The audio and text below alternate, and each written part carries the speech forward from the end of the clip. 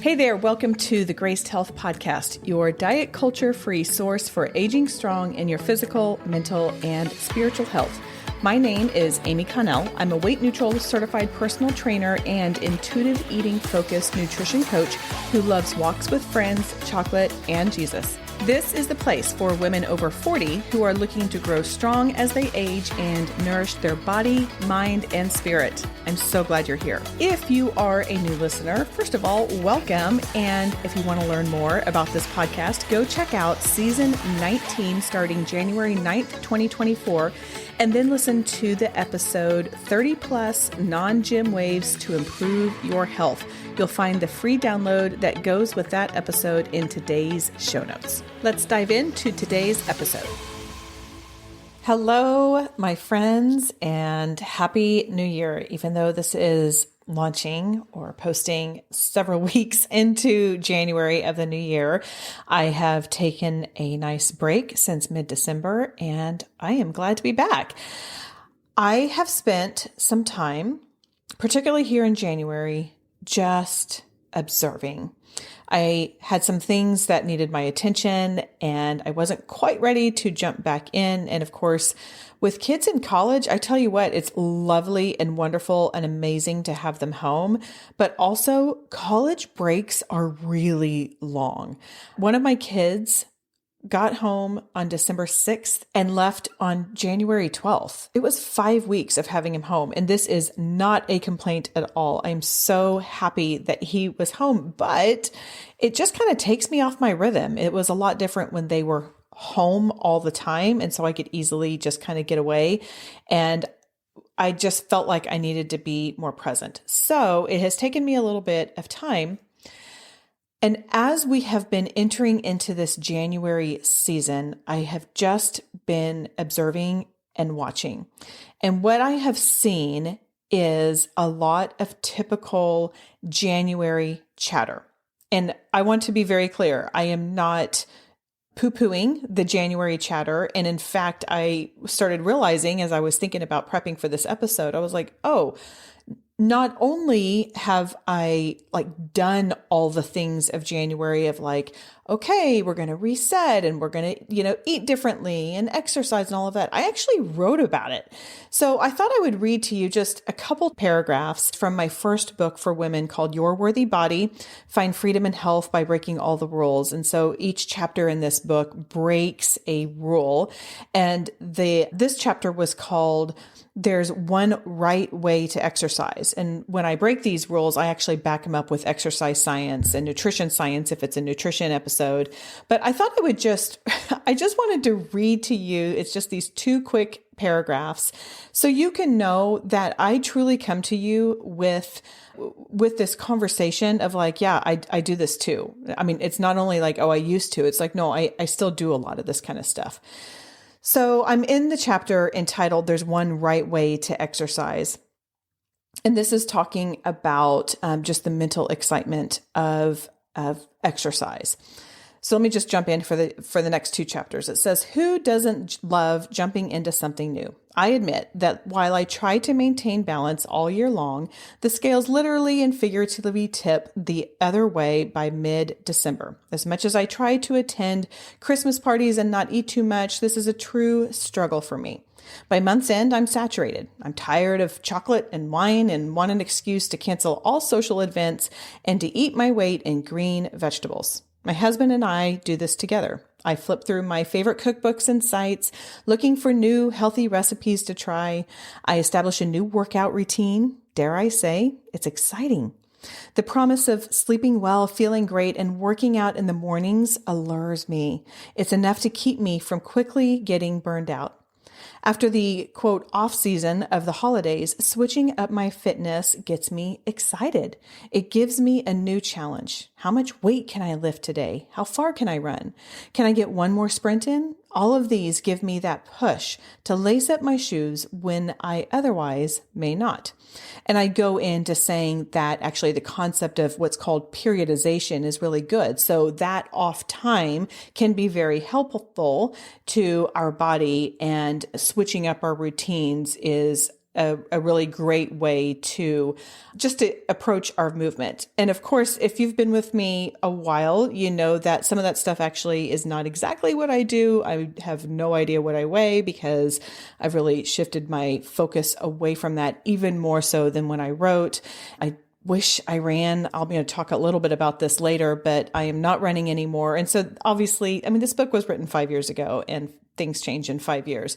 But my point of this is all the talk about like the newness and freshness and restarts in January. I'm there. But as I have been observing, it has made me start to wonder, what about the rest? We hear a lot of talk about food. We hear a lot of talk about movement. But as we have been learning, especially here on the Graced Health podcast, there's a lot more to our health than just food and fitness. And I think this is a good time to start asking ourselves some questions that we can apply not only now, but also for into the future, and particularly for times that may not look exactly like we think they will or we want them to. Because life happens. Jesus said, in this world, you will have trouble. And I am not making light of that. Please hear me when I say I am not making light of the hardness and the heaviness that is out there. That's why I think it's important to ask ourselves some questions on the front end so we can, to quote Kathy Lipp, be kind to our future selves, so we can set ourselves up for continuing to meet the goals that we want, even if the circumstances and the situations will change. Admittedly, not all of these fall under that umbrella question of what about the rest, but I think that these are worth considering. And I want you to truly consider. So if you are out and about, if you are able, pause these when I ask, so you can kind of think about this. If you love journaling, this is a great thing to take to your journal. But I really encourage you to give some thought to these questions, because when we do, then these are the things that we can revert back to or that we can add in when we need them. Let's go ahead and jump into the first question. And this is actually more from like the restart perspective. This is a question that I will evaluate for myself every year. And so for all of these questions, I'm going to say this. I don't think it's fair for me to ask you a question without answering it myself. I'm very guilty of this in my personal life. I will ask my family questions and they'll say, well, what about you? And I'm like, I don't know. I just want to hear what you have to say. So I'm not going to do that to you because I'm trying to be fair. So every question here, I'm actually going to answer as it relates to me. And then maybe that will also get you thinking about how it relates to you. I'm not saying my way is the only way. Definitely it's not, but it is a way that works for me and my situations or my stories. And it might help you to identify how you would want to answer that. What I'm going to do is actually split these into 2 different episodes. This episode got longer than I wanted it to. So today we will do the first 4 questions, and next week I will come back and we will do the second 4. The first question is, what does an ideal morning look like to you? Everybody has their own rhythms. Everybody has their own responsibilities. And when I say ideal morning, I mean like an ideal morning Monday through Friday, because an ideal morning for me is like to wake up really early before everybody else, do some of the things that I'm talking about here, or really all of them that I'm going to share with you, and then draw that out for like 3 hours. And then by about 8:30, I'm like, all right, let's go get some gym clothes on and work out or move or something like that. But I really love a long, lazy morning. That doesn't happen, obviously, on a Monday through Friday basis because I have clients in the morning. I am trying to get my movement in before I'm leading other people in movement. I've got, we all have stuff to do, right? So this is not a long, drawn out thing. But my ideal morning right now looks like this. I get up, the very first thing I do is I have a glass of water that I actually just make the night before. I put the water from the refrigerator in a glass and it's sitting on the counter waiting for me because I do like it first thing in the morning. I like it room temperature. And right or wrong, I know this is not ideal, but I just chug it. Like I just chug like 12 ounces of water. One of my sons said it best. He was like, I just feel like my insides just waking up. It makes me feel good to have a lot of water first thing. And I also feel better about not putting coffee on first thing in my system. I don't know that that's a bad thing. It's just, I just like the feeling of having a lot of water first thing. So I drink a glass of water and then I make my coffee. And of course I'm like feeding the dog and letting her out and all of that, but that doesn't count. Then I right now am doing a Bible plan on the YouVersion app or on the Bible app. I spent all of 2024 doing the Bible recap in a year. So I can now proudly say I completed the Bible in 1 year. And I wanted to keep with my rhythms of that. And if I'm really honest, like I had that 365-day streak on the Bible app. And even though missing a day wouldn't hurt anything, like I still like seeing that streak number. So I keep getting on there. So I'm just doing an app or a plan on the Bible app. So I do that. Then I have been writing out my prayers. And this is something that I've been doing for a while. I know I've talked about it. I have always felt a little weird, and I don't know why, because everybody in my house is safe. But I've always felt a little weird about like writing it out in a spiral notebook. So I have figured out a hack that works well for me. I got an iPad recently because I needed something updated for my training for my virtual clients. And my kids had told me about the Notably app. Notably, like they can take their notes for school on there. And my younger son, who, when he was going to college and going into the engineering school at his university, they said, hey, if you can get an iPad, we highly recommend it because these classes build on each other. And that way, like you still have the notes. I'm really getting off track here. Anyway, so the Notably app, it has a function of you can lock out like certain subjects. So now, even though again, everything, like my husband is totally trustworthy. He never gets into my business. He never noses around. He's not sneaky, but for some reason, it just brings me peace. So I get on my Notably app and I've got my Apple Pencil and I'm writing out my prayers and it is secure. And like if I lose the iPad, nobody can get it because it's a finger touch. So anyway, so I write out my prayers, and then after that, I just do some mindful breathing for 4 minutes. I have a timer on my app or on my watch, and I just do that. So to summarize, because I know I took a lot of tangents here, I promise I'm not going to spend as much time on this one. What does an ideal morning look like? For me, it's get up, drink a glass of water, have some coffee, do a Bible plan on YouVersion, write out my prayers, and meditate. And then later, I actually have been doing some more in-depth Bible studies, but I'm trying to do those a little bit later. I'll let you know if that works into my rhythms or not. So that was question 1.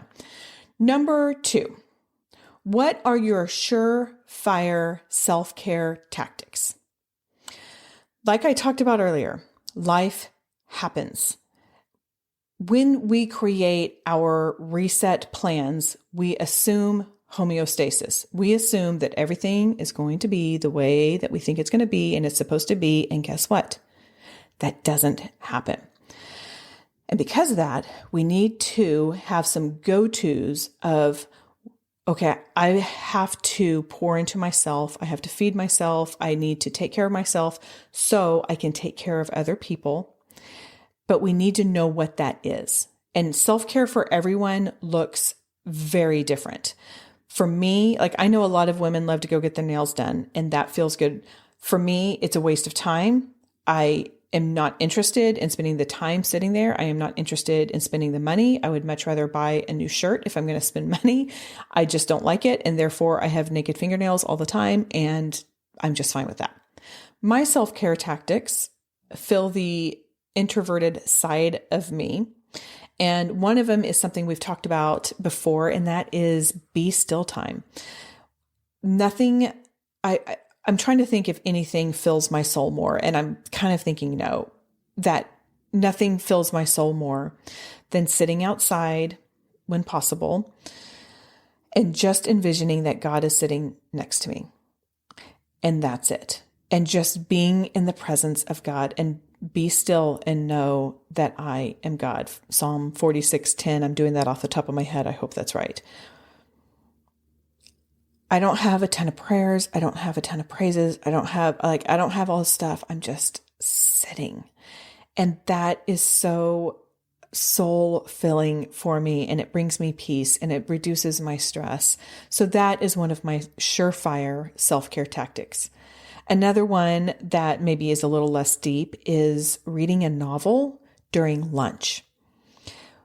When I eat lunch, I'm often catching up on the news. That's really the only time that I am reading the news. I don't have the TV on all day long. I have the pour over, which is an apolitical news aggregate that comes out 3 times a week. So I do get that, and that's all done from a Christian perspective. But the way I get my news is on my iPad.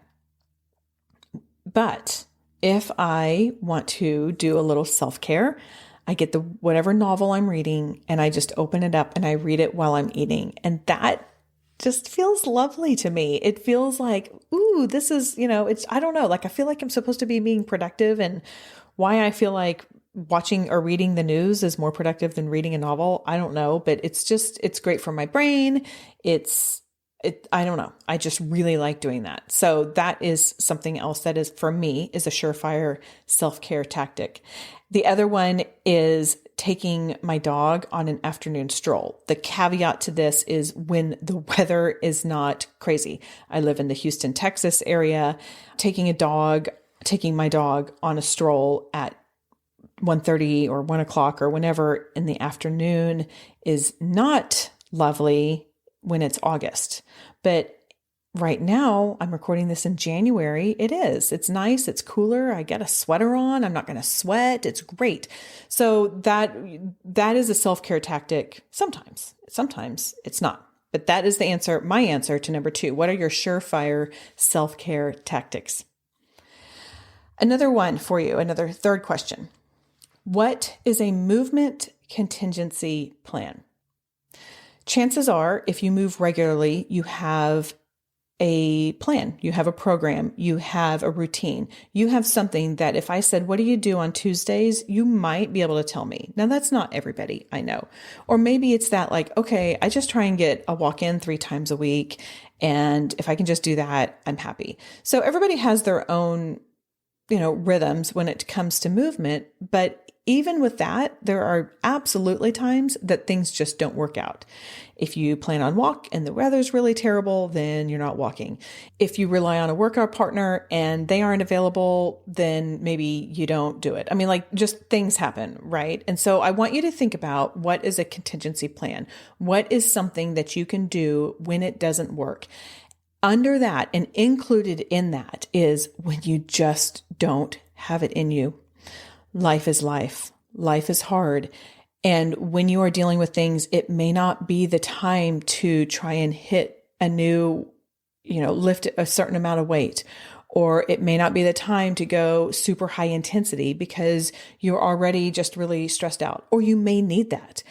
Again, these are questions for you to ask. One of my contingency plans is to pull up the Apple Fitness Plus or whatever they call it app, and I search in there for a 20-minute yoga video. I have instructors that I like, and I've been exploring some other ones, and I just do 20 minutes, and that feels good to me. It feels like it's the right amount of time for me generally. Sometimes I go down to 10 minutes, but typically like 20 minutes is like, okay, I can do that. I can commit to that without it feeling like it's too much or too heavy or too hard. The other thing I'll do is I'll just walk. Now, granted, I live in an area where you can walk most of the year. You might get really, really hot and really sweaty, but you can typically get outside to go walking. So that's a nice option, an alternative for me. And that just might be a mile. That might just be me taking the dog out and when I say a walk, like my heart rate's not really getting up because especially if I take my dog, she's getting old and she just likes to sniff everywhere. And so I'm stopping and sniffing. And so I finally was like, whatever, if she's going to stop. And if I'm taking her, I just know that it's not like an exercise walk. It's just movement. So maybe we have to reframe that as well. So number 3 was, what is a movement contingency plan? Number 4, what does a mental health meal look like? We had counselor Ruth Opio on back in season 16, episode 9, and she talked to us about mental health and food and nutrition. She's an integrative nutrition therapist, and she will use the beneficial qualities of some foods as a helpful tool to help manage our mental health. Does this mean that if we only eat the foods that she recommended, that we will avoid depression and anxiety and other mental health issues? Absolutely not. Does it mean that we can support our mental health in as much as we can with foods that are beneficial? Yes. So it's no guarantee. It doesn't mean you're going to cure depression if you're having a really great meal of mental health, because that is so much more than what you eat, so much more than what you or how you move.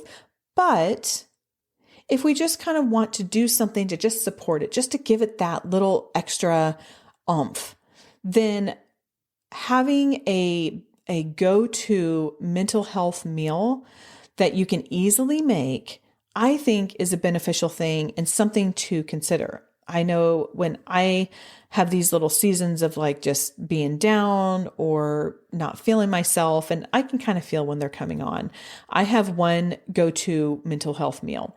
And that is, there's a lot of different ways of calling it, but I call it a Buddha bowl. So that is with a quinoa base. And this is I'm just going to throw out some stuff. This doesn't mean I include all of these all the time, but I just kind of will rotate with whatever is around and what I have available. Basically, I start with quinoa, and I like to put some arugula in there because I really like arugula. My husband doesn't like it as much. And when my husband and my son is home, then I will actually kind of make it like a bar so people can just make their own. But if I'm just making it for my husband and I'll just put it in there because he's amazing and he just eats whatever I put on his plate. It's like so wonderful. But in the Buddha bowl, so I'll have quinoa, maybe I'll have arugula. I'll put kimchi in there. Kimchi is a great fermented food. It's good for your gut health. We'll do olives and nuts. So healthy monosaturated fats. I'll do some sort of a protein. Generally, if I've got this mental health focus, I do steelhead trout because my husband is allergic to salmon. Salmon is absolutely an option, but that's just not an option for us. So I don't do it. I'll sometimes like dice up cucumbers or chickpeas or throw chickpeas in there. If I have leftover asparagus or Brussels sprouts, I'll throw that in there. So really it's kind of like kitchen sink availability of vegetables, and I'll just throw it in there. But that is a really nice way to get a lot of plants. And we have had conversations about our gut health, and all roads lead back to eating a wide variety of plants. So that is the intent of the Buddha bowl, is just to get a whole bunch of plants in there. So that's the 4th question. What does a mental health meal look like for you? And we can just say right now or in this season. We will actually pause there and finish out next week with the final 4 questions. If you do not already, please hit that follow button or subscribe, and that way you will be sure to get the episode or the second part of this episode, because if you don't follow or subscribe, then you might miss it, and I know you don't want to. Okay, that is all for today. Go out there and have a graced day. Before we wrap up, I want to remind you about my 2 books that complement the Graced Health podcast. Your Worthy Body, Find Freedom and Health by Breaking All the Rules takes 22 health and fitness, quote, rules and breaks them with exercise and nutrition science, and it's done through a lens of faith. Your Core Strength is a Christ-centered, diet culture-free resource for teen girls and young adult women who want to learn how to take care of their holistic health. Both of these books also have free downloadable discussion guides, which you can find under the books tab at gracedhealth.com. These are great to use for small groups or book clubs. You can find both of the books on Amazon, Bookshop, or wherever you like to purchase your books. Happy reading!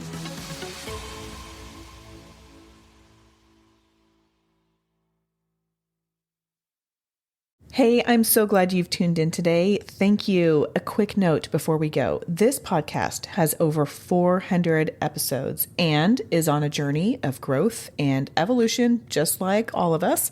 Some episodes before January 2024 may contain references to diet culture or perspectives that don't fully align with our current approach to health and wellness from a weight neutral, intuitive eating perspective. So, listen with a discerning ear, take what serves you, and leave the rest. Thanks for understanding and for growing with us on this journey.